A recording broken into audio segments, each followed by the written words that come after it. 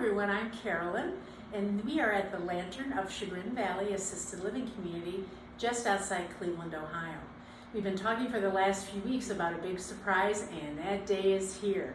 We are officially changing the name of Carolyn's Caregiving Connection to Lantern Rays. Lantern Rays. Lantern Lifestyle is our parent company, and we really want to focus on Rays of Hope and Rays of Light. So all of our future programs will be entitled Lantern Rays for all three of our communities. That's Lantern of Chagrin Valley, Lantern of Saybrook, and Lantern of Madison. So today we're very excited. We have a special guest with us. I'd like to welcome Katie Bedell. Thank you. Well, Katie is our new Director of Activities here at the Lantern of Chagrin Valley. And we've got a lot of exciting things coming up over the next few months. We're thrilled to have her as part of our leadership team here because, as you may know, of course, so many changes during COVID. We've been struggling with how to keep our residents not just happy, but engaged, fulfilled, and involved with purposeful activities, as well as just being able to have fun. And it's a little tough to do that when we're not always able to get out and about or see our family members. So, Katie, let's start. Tell me a little bit about yourself. Well, I have a social work background, and I can see similarities with, this new position and my degree, just the caring aspect, and then my organization skills, just making sure the calendar's put together right, and all that stuff, and documenting what we do every day, so I can see a lot of similarities. Well, that's terrific. We know here at the Lantern Lifestyle Communities that activities can be for fun and recreation, and we all like to kind of plop in front of the tube and binge watch our programs or have, some games that we play, that kind of thing. But here in our retirement communities, as well as most of the ones in the area, particularly those with a memory unit, the focus is on having programming that also allows us to have movement, because we know that movement creates blood flow. And blood flow helps our brains. We know that many of the types of activities we use are games. We've done, of course, crossword puzzles. We do cranium crunches. Yep, every day. That's popular here. And some of those activities that let our brain fire in different directions and kind of create new synapses. And that's what helps us then either hopefully prevent or maybe manage some of the memory loss that we may see in the earlier stages. I'm always impressed with the folks in our therapy department, and of course here we have our own full therapy team, but many of the types of things that we do that seem like fun are the same types of fine and gross motor skills that we would need to be able to comb our hair and brush our teeth. And so it's the kind of the job and the challenge, I would think, of an activity director to make that happen and not have the residents think that we're making them do things, but what they're doing is in the context of having fun, also helping them. Absolutely, and even too with the movement, we do jive every day, and just getting our bodies moving too. It could just be sometimes we use noodles, or we try to do a little bit of everything for the jive every day. Yeah, and right now during COVID, it's been the challenge since the beginning of the year for people who live at home as well as people who would live in a senior living community. And one of the greatest challenges, of course, we don't see our relatives very readily. So we here have what we call outdoor visits now, where people can come to a little porch-like environment and visit for 30 minutes at a time. But that's, only 30 minutes at a time. So what are some of the other ways we engage with people in general right now? Some of your activities, get a new twist on those. So we definitely do, virtual visits to different, museums or gardens, and hopefully, I'm hoping come November, December, we can incorporate some Zoom calls with the families, maybe play like a charade game or something, whatever kind of game we can find that we can incorporate the families with them in the theater. So we're going to use technology to kind of help us reach out to that person who can't be here live, but maybe can be there in the virtual sense. Yes. Right? Okay. And I know, we've spoken in one of our last programs with Pastor Nate, who shared with us that he's able to do Bible study here live, and then we also can have religious services remotely. So most of the churches really across the country live stream their services now. So you see them in real time, but you can also download them. So people don't have to be disengaged from their faith. Absolutely. So what are some of the kinds of activities that you think residents here really enjoy most? I know we have such a variety in our calendar.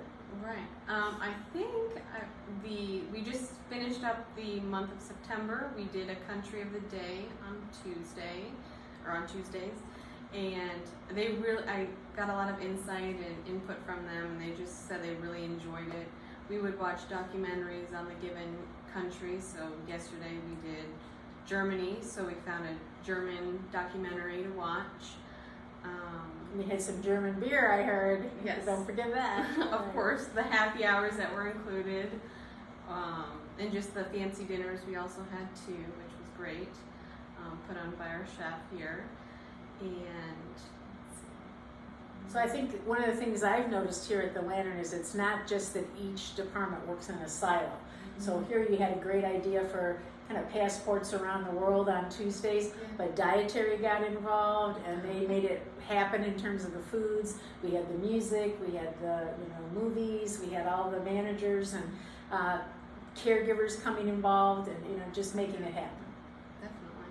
Yeah. So when I think about some of what we're doing now, I know that we have a really robust resident council. They've been involved this month because we had National Assisted Living Week. So some of what we did was kind of give back to the community. Tell us about some of the things our residents did for the community this month. So we did cat blankets, and then dog treats for the local animal shelter here. And we gifted, or there were certificates for the first responders and the surrounding communities, and the resident council president signed each one, and we gave those to the individuals there. With dozens of donuts, I must say. Of course, absolutely. with the lovely donuts. In fact, the police departments, I said I actually almost have to apologize that I'm doing the stereotype of police officers and donuts. And they said, please don't take our picture with the donuts. You can take our pictures, but yes, we are sensitive to that. But as soon as I pulled away, I saw one of the cars pulling out of the driveway to an emergency, and every officer was eating a donut, so I knew it worked. Oh my gosh. And then we ended the week, we ended the week with the food drive, and then we also had a drive-by with the families as well. So we had a lot going on, and we make the best of a situation here. So, our CEO, Gene McKesh, one of the things he says is that when you have a problem, you really have an opportunity. And so don't get disparaged and concerned about what am I going to do, how are we going to fix this, but say, is there something we haven't thought of before?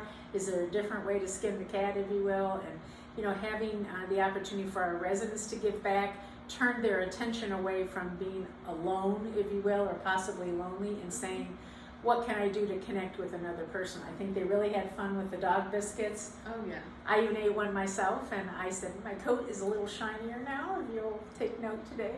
And so I feel good about that. But we find that our residents now, as we're moving through COVID, so many of them have dealt with challenges through the years, a couple world wars and some other things that were kind of major episodes in the country.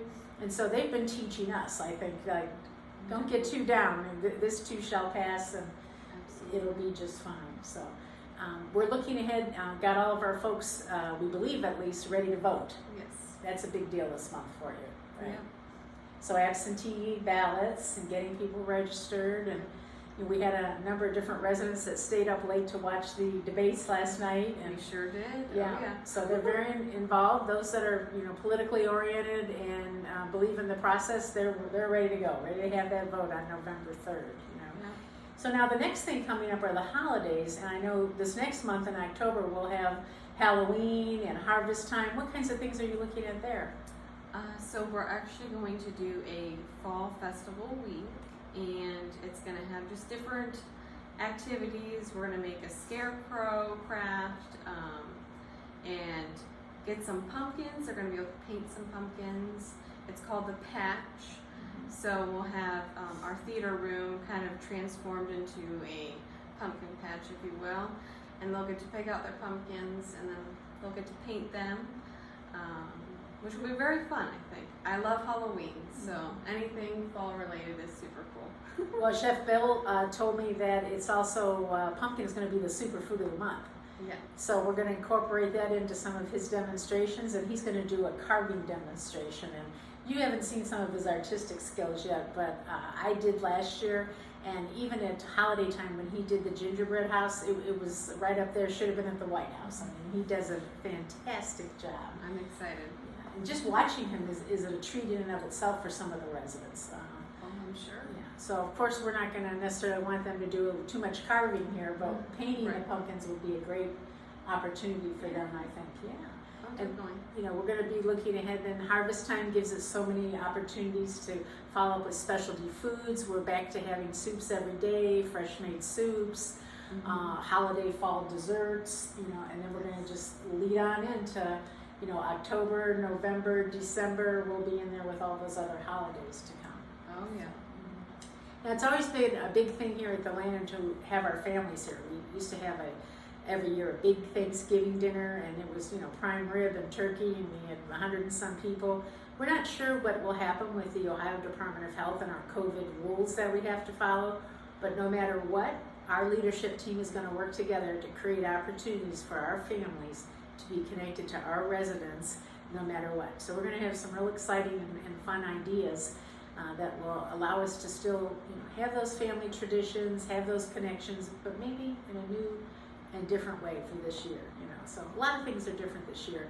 And I think that's, you know, one of the things I've enjoyed seeing is that our residents are so resilient, you know. So, you know, when you think about someone who's a centenarian, that person who's over 100, the thing that they mostly have in common is their ability to withstand change and get through, you know, setbacks. And so, you know, COVID for a lot of people is a big setback, but I just find all that you're doing and the calendar and everything just uplifting, upbeat, you know, getting people out of their rooms, connecting with others, you know, even with social distancing, and we have to be mindful of all that. Absolutely, yep. Yeah, but we're still getting out and about. No one's, you know, being lost in their room, sitting alone or anything like that. Yeah. So what are some of the bigger goals you have as you come into this, you know, end of your first quarter? Do you see that right now your focus is listening and getting to know the residents? Yes, absolutely. Just getting, like Carolyn said, getting to know the residents on a more deeper level and spending more one-on-one time with them, which would be awesome. Just getting to know, you know, those small stories and whatnot, because I love to listen to people's stories. So I'm excited and look forward to that. But just other goals would be, you know, finding ways that we can still have fun with the virtual right now. Right. And then hope that one day we can go on our bus and take a trip somewhere. I know they've been saying that for the past few days. They're like, we just want to go outside and go to the park or just go see the leaves. It breaks my heart we can't do that right now, but hopefully one day we will do. And we're in a beautiful area of the country with the, you know, changing of the seasons and all the leaves. So hopefully within a couple of weeks, when the Department of Health kind of starts to relax the rules, we hope and we pray, we'll get that bus fired up and you know, jump on there and get a couple scenic drives in and try to see if we can still find ice cream here in Chagrin Falls. You know, we're known for that here. So. Yes. Now, one of the things that I'm excited about is that you do bring a fresh perspective. I think we've always had strong activity programs here, but having somebody with a social worker background who understands the fundamentals of the aging process, the dynamics of how adults learn, you know, gives us a different way to look at activities. So we're not just filling in slots, you know, 10 o'clock, 11 o'clock, 12 o'clock, but everything has a thought behind it. Yes. Yeah. Absolutely. And that too, you know, piggyback off that, just I want to make sure they, you know, have a lot of self-care too. So a few days during the month of September we did different self-care activities like Zentangles, or we created our own self-care wheel that they can use for themselves, whether I think it was like physical, you know, walking, or like emotional, just, you know, talking to someone. The mental health aspect for me is very important, so I just want to make sure that they're, taking care of themselves. Right. It's a very much a holistic approach here. Nutrition is big, exercise, the mental health aspect.